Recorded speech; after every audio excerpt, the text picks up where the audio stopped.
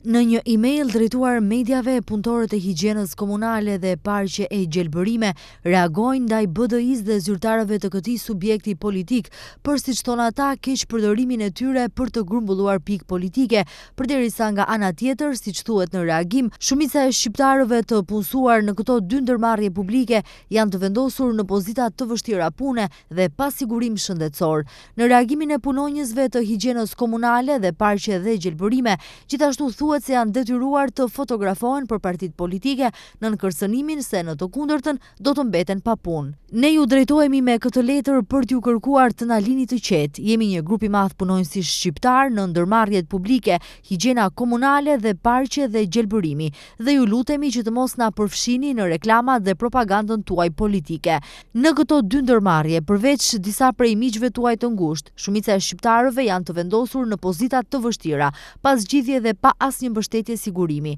Është një padrejtësi të na kërcënoni dhe të përfitoni nga situata jon për të thënë se ne po ju mbështesim. Ne jemi të vendosur në një situatë të vështirë, ose duhet të pozojmë me ju për foto, diçka që nuk dëshirojmë, ose do të mbetemi pa punë dhe pa mundësi të tjera, thuhet në letrën e punonjësve të ndërmarrjes publike higjiena komunale. Reagimi i punonjësve të higjienës komunale dhe parqe dhe gjelbërimi vjen pas publikimit të një videoje nga ana e BDI-s, në të cilën pretendohet se mbi 50 qytetarë të Çajirit dhe Sarajit janë larguar nga partitë e tjera dhe i janë bashkangjitur BDI-s.